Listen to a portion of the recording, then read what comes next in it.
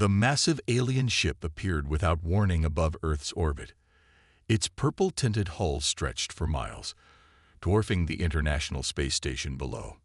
Admiral James Stone stood at attention in his dress uniform, watching the live feed from Mission Control with a steady gaze, while others around him whispered in fear. "Sir," his aide said, "the Dominion Alliance vessel is requesting immediate contact with Earth's military leadership." Stone nodded. "Tell them I'm on my way." Within an hour, he found himself aboard the alien flagship, walking through corridors that seemed built for giants. The walls pulsed with strange energy, and the air smelled like mint and metal. Two tall, blue-skinned aliens led him to what appeared to be their council chamber. The room was circular, with 7 different alien species sitting in raised seats around the edges. They looked down at Stone like he was an insect in a jar. The largest alien, covered in gold-colored scales, spoke first. Its words came through a translator with a mechanical echo. "I am High Commander Praxis of the Dominion Alliance. We have been watching your planet for some time. Show us your military capabilities, human." Stone activated his holographic projector. Above the center of the room, images of Earth's space fleet appeared. 20 ships in total, mostly small patrol vessels with a few larger cruisers. It was everything they had allowed the aliens to see during their approach. Laughter filled the chamber. Not human laughter. It sounded like rocks in a grinder mixed with whistling wind. The aliens were actually laughing at them. "This is your fleet." A thin, gray-skinned alien wheezed between sounds of amusement. "We expected more from a species that had achieved spaceflight." Stone kept his face neutral. "We are a peaceful species. These ships are mainly for research and defense." "Research?" Praxis rumbled. "You mean you waste resources on learning instead of military might? How typical of a footnote species." "Footnote species?" Stone asked, though he already knew he wouldn't like the answer. A holographic display activated around the room, showing hundreds of alien civilizations categorized by military strength. Earth was at the bottom, marked in red. "Species that will never matter in the grand scheme of the galaxy," another alien explained. "Like children playing with toys, thinking they're real weapons." Praxis raised one of his 4 arms. "The Dominion Alliance has come to offer you protection. Your planet will be safe under our guidance. We will establish a base in your system and oversee your development." Stone noticed how they said offer, but meant demand. He also noticed the hungry look some of the aliens tried to hide. His intelligence reports had warned him about this. The Dominion's pattern of finding worlds, mocking their strength, then moving in to protect them. Those protected worlds somehow always ended up stripped of resources within a decade. "And if we decline your generous offer?" Stone asked carefully. "Then you will be isolated," Praxis said. "No trade, no cultural exchange, no access to advanced technology. The galaxy is dangerous, Admiral Stone. Small fleets like yours attract unfortunate attention." Was that a threat? Stone thought it sounded like one. He bowed slightly, a gesture that could mean respect or could just be him hiding a smile. "I will take your message back to Earth's leaders." As Stone walked back to the transport area, he heard the aliens still chuckling about Earth's tiny fleet. One of them called it adorable. Another suggested they could defeat Earth with a single ship.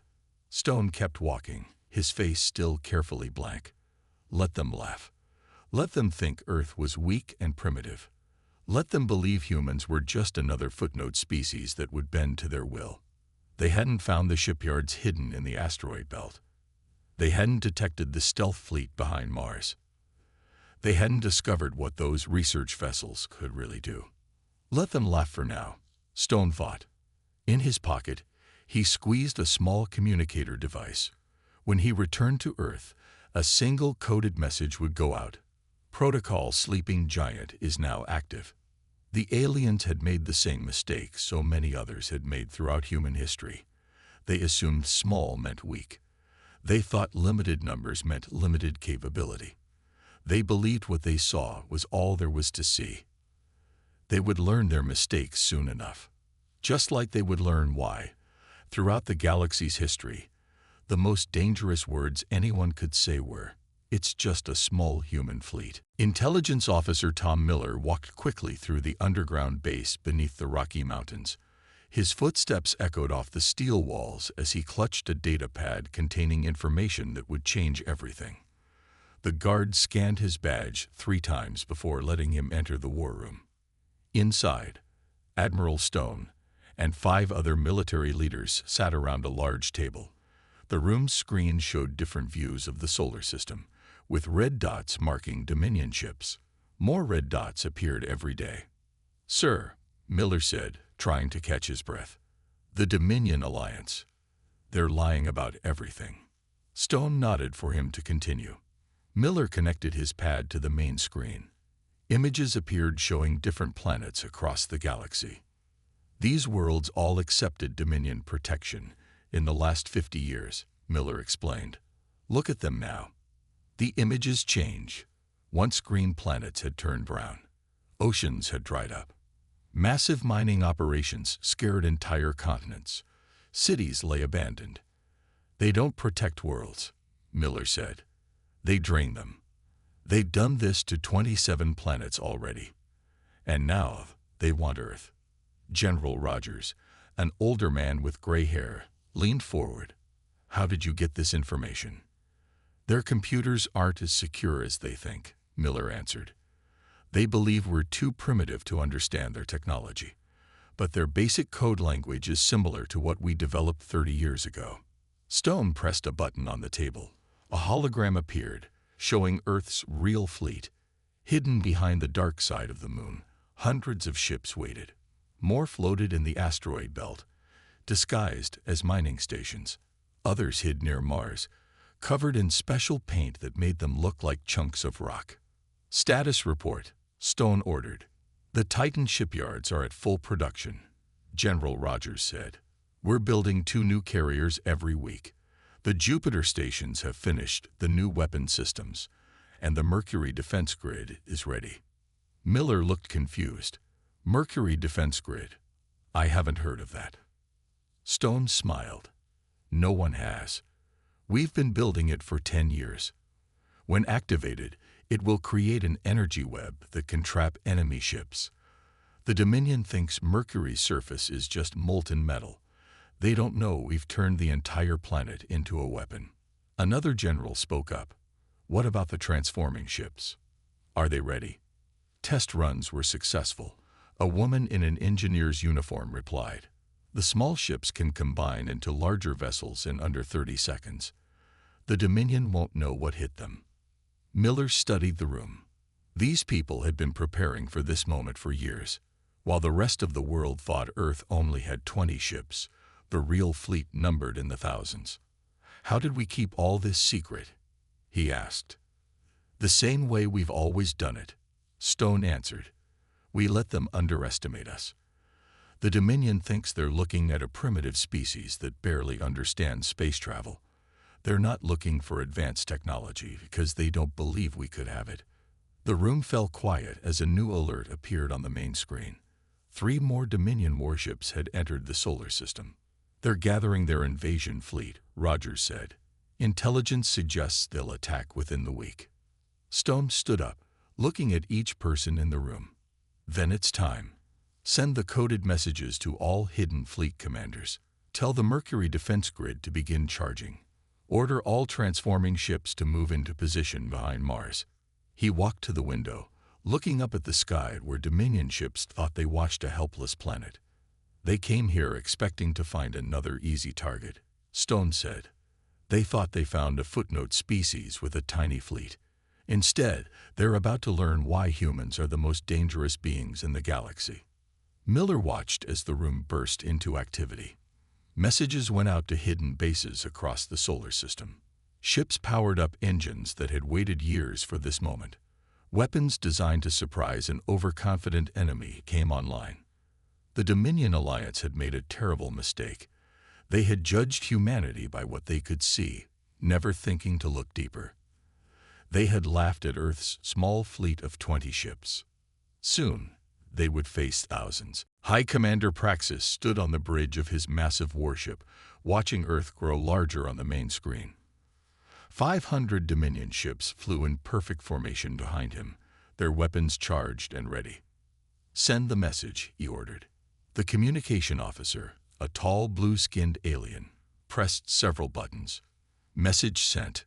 Commander, Earth's primitive systems should be able to receive it." On Earth, Admiral Stone sat in the underground command center as the message played. "People of Earth, you have 20 minutes to surrender. Your pathetic fleet of 20 ships cannot stop us. Accept our protection or be destroyed." Stone picked up his communication device. "This is Admiral Stone. Message received and understood." He paused, then added, "We also have a message for you. Look behind you." Praxis laughed, the sound echoing across his bridge.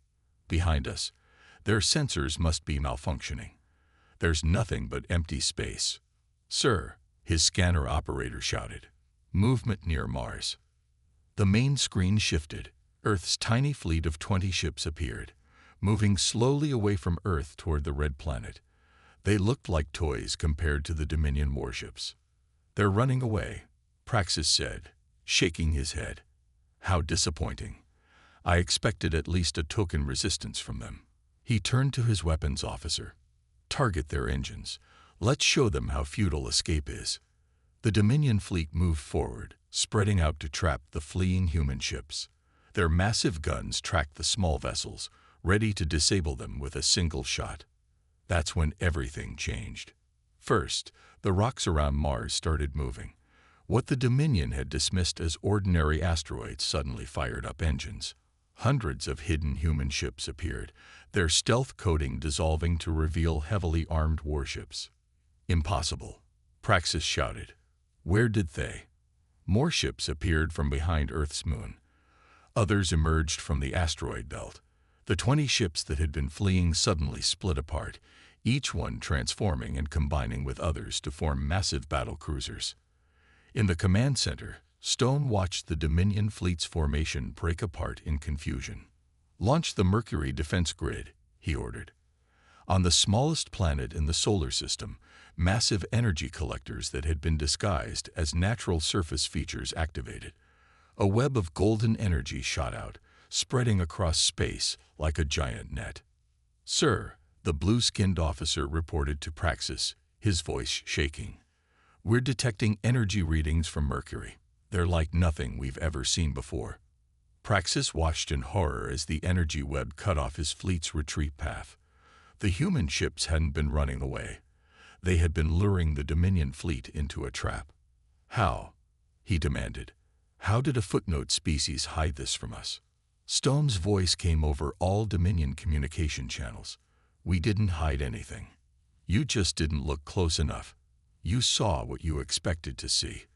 A weak, primitive species with a tiny fleet. You never asked why we only had 20 ships. You never wondered what we were really doing with our resources." The transformed human ships moved into attack formation. Each one was now 3 times larger than before, bristling with weapons the Dominion had never seen. "Sir," Praxis' tactical officer reported, "human ships are surrounding us on all sides. Their weapons, they're not in our database. We don't know what they can do." "Impossible," Praxis whispered again. "Their fleet was tiny." "No," Stone's voice replied. "We just showed you what we wanted you to see. You came here expecting to find an easy target. Instead, you found humanity. And now you're about to learn why you should have looked closer at that tiny fleet." The first shots fired across space. Human ships moved with impossible speed, their combined forms executing battle maneuvers the Dominion had never seen before. The Mercury defense grid began to contract, pushing the alien fleet into a tighter and tighter space. The battle for Earth had begun, and the Dominion was about to learn that size wasn't everything, especially when dealing with humans. The space between Earth and Mars erupted in light. The Dominion fleet, once proud and organized, now scattered in chaos as human ships attacked from all directions. What had seemed like an easy victory was turning into their worst nightmare. Captain Robert Hayes sat in the command chair of the Defender, one of the ships that had been disguised as part of Earth's tiny fleet. "All units, execute Transformation Protocol Alpha," he ordered. His ship shuddered. Panels shifted and locked. 3 other nearby vessels moved in perfect formation. Metal groaned as the ships combined, their parts fitting together like giant puzzle pieces.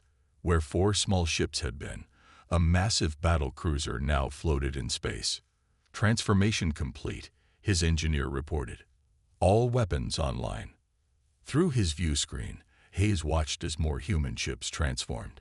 Dozens of combinations took place, each creating vessels larger than anything the Dominion had expected to face. The aliens had come prepared to fight 20 small ships. Instead, they faced hundreds of vessels that could change shape and size at will. In the Dominion flagship, High Commander Praxis gripped his command chair as another explosion rocked his ship. "How are they doing this?" he demanded. "Their weapons are cutting through our shields like they don't exist." His tactical officer worked frantically at his console. "Sir, they're using some kind of focused quantum weapons. They've studied our shield technology and found its weakness." Another blast hit them. Warning lights flashed across the bridge. "Impossible," Praxis shouted. "They're supposed to be primitive. They're supposed to be weak." On Earth, Admiral Stone watched the battle from the underground command center. The massive screen showed hundreds of data points tracking every ship in the fight. The Mercury defense grid had trapped the Dominion fleet perfectly, its energy web preventing their escape. "Status report," Stone ordered. Tom Miller, now managing battle communications, looked up from his station. "Our transforming ships have destroyed 30% of their fleet. The Dominion's formations are breaking apart. They're trying to retreat, but the grid has them contained."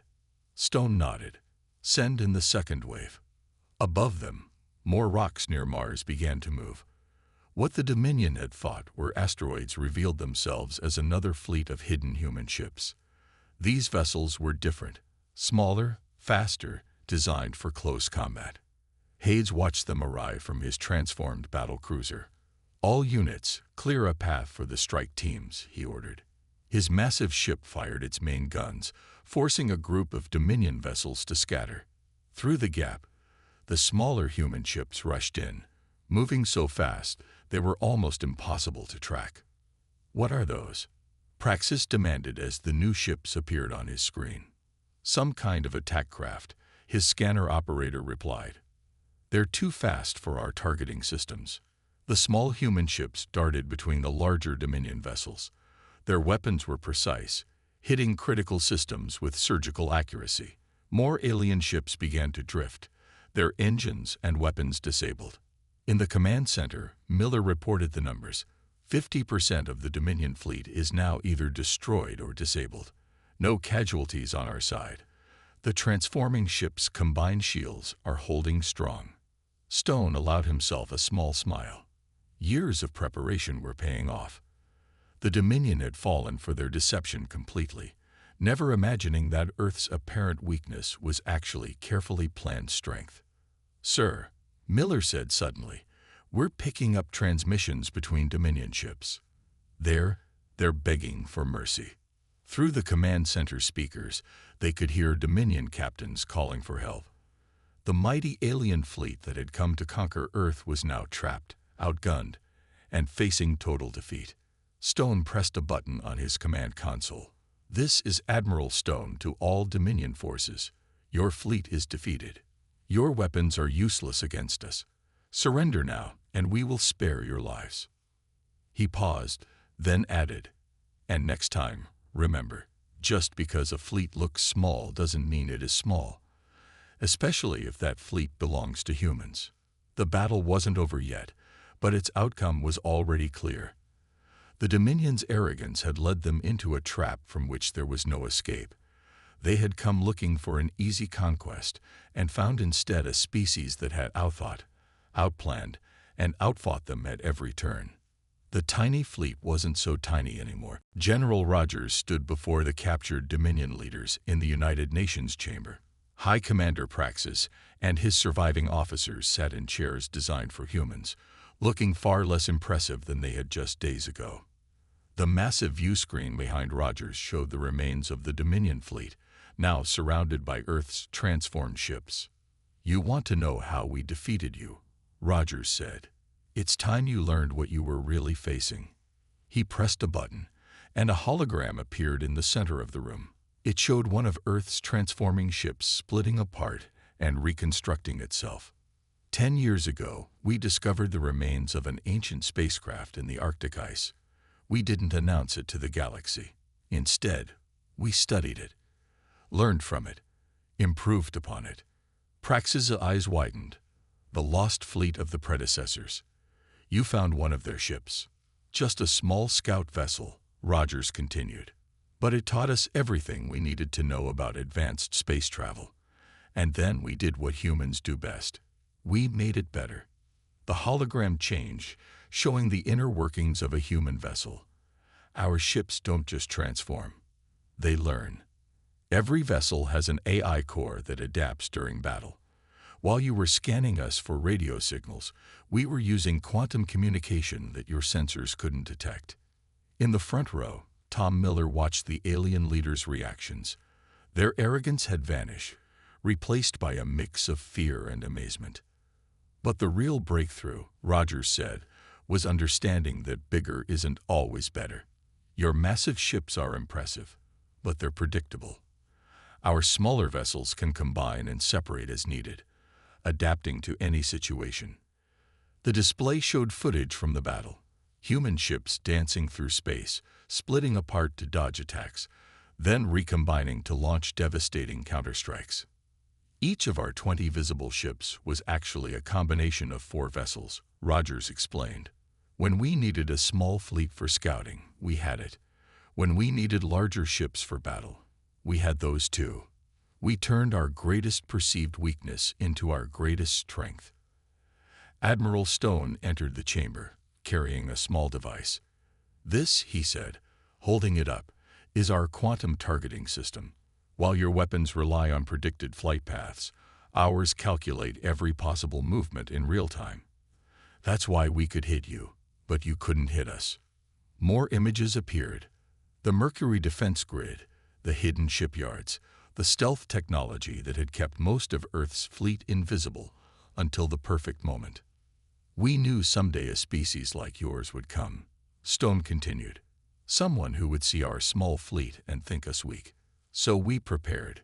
Every time you scanned us, you saw exactly what we wanted you to see." One of the Dominion officers spoke up. "But the resources needed. How did you build all this in secret?" Miller stepped forward with his datapad. "The same way we hid everything else. Those mining operations you detected in the asteroid belt, they weren't just for minerals. They were shipyards. Those research stations around Jupiter. Weapon factories.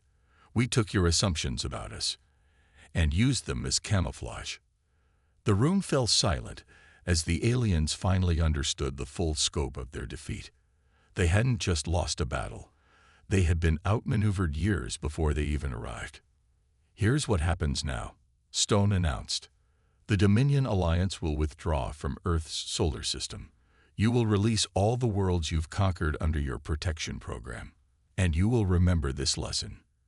Humanity doesn't build weapons to show them off. We don't maintain a massive fleet to intimidate others. We hide our strength until we need it." He looked each alien leader in the eye. "You thought our fleet was tiny because that's all you could see. You never asked what you couldn't see. And that was your biggest mistake." As the aliens were led away, Miller turned to Stone. "Sir, they'll tell others about our technology now." Stone smiled. "Let them. Because this." He gestured to the holograms of Earth's ships. "This is just what we're willing to show them. They still haven't seen our real secrets." Above them, Earth's fleet continued its patrol, some ships combined, others separated, all serving as a reminder to the galaxy. Never judge humanity by appearances alone. 1 month after the Battle of Earth, Admiral Stone stood on the bridge of the Liberator, Earth's newest command ship. Created from the combination of 6 transforming vessels, it led a fleet of over 1,000 ships toward the heart of Dominion space. Message from the third planet in the Proxima system. Captain Hayes reported from his station. Their resistance fighters are ready. Stone nodded. The Dominion's empire was about to learn another lesson about underestimating humans. Begin Operation Freedom. The human fleet split into 3 groups. Unlike the rigid formations the Dominion used, Earth's ships moved like a living thing, constantly changing shape and position. Small scout ships transformed into massive cruisers. Large battleships broke apart into swift attack squadrons.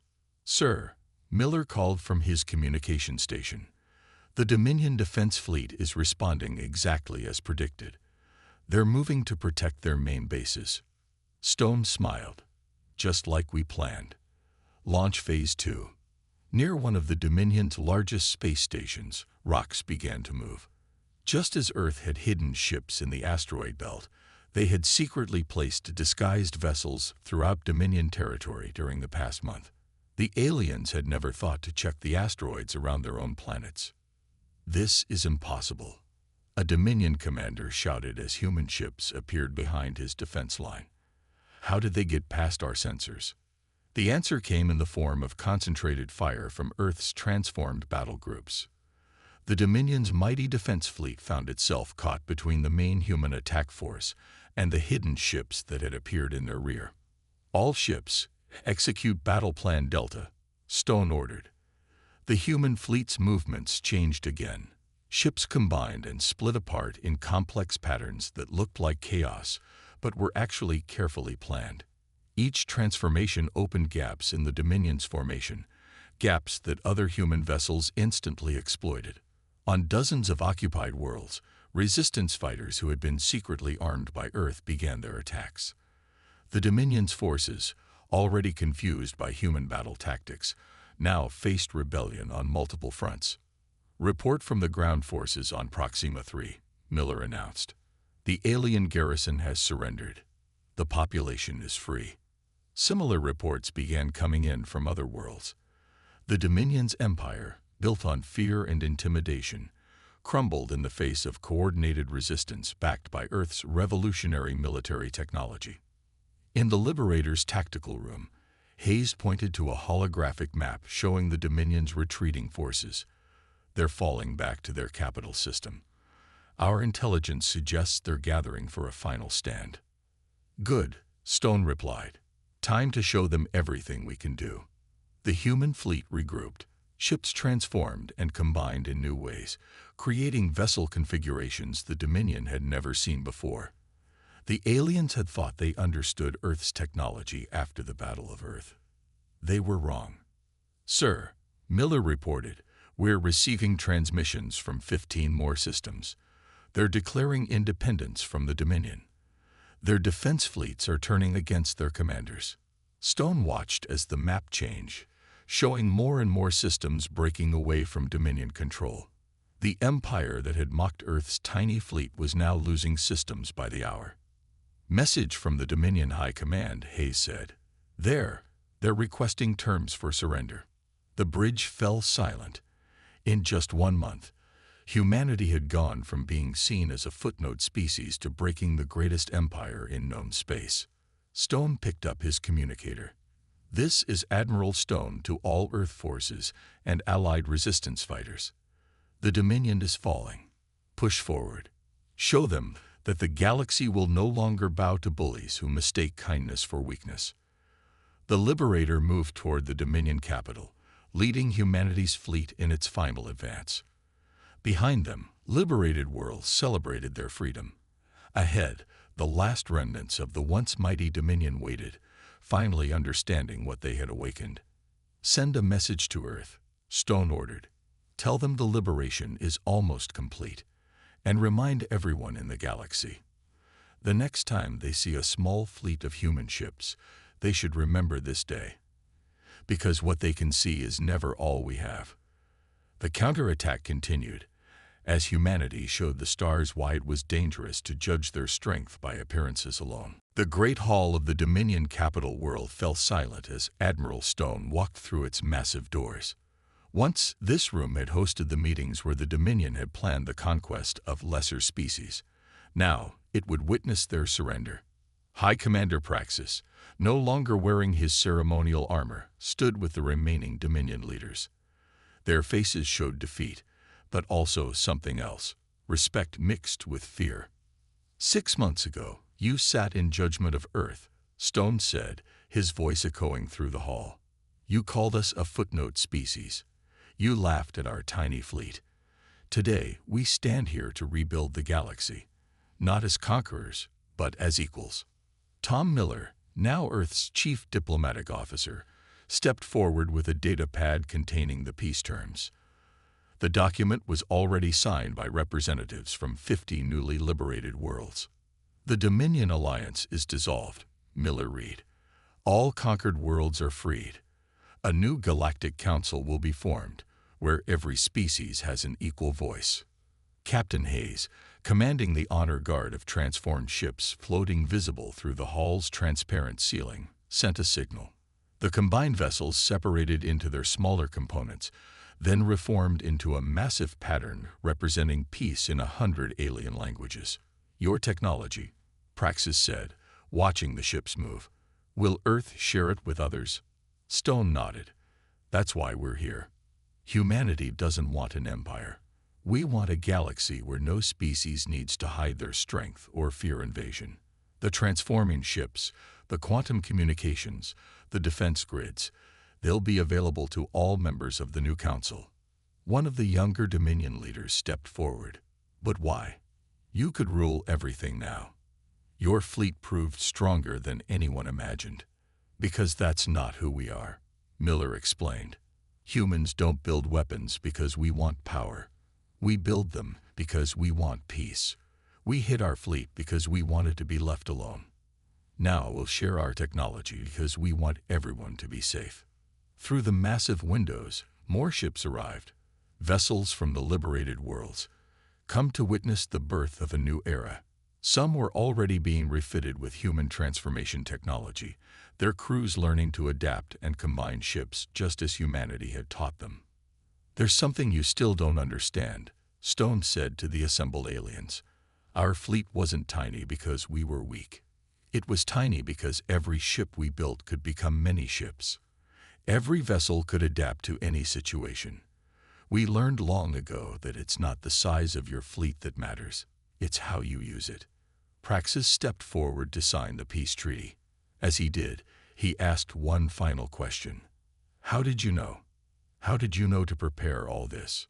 Stone smiled. Because we read our own history, time after time. Great powers fell because they underestimated smaller ones.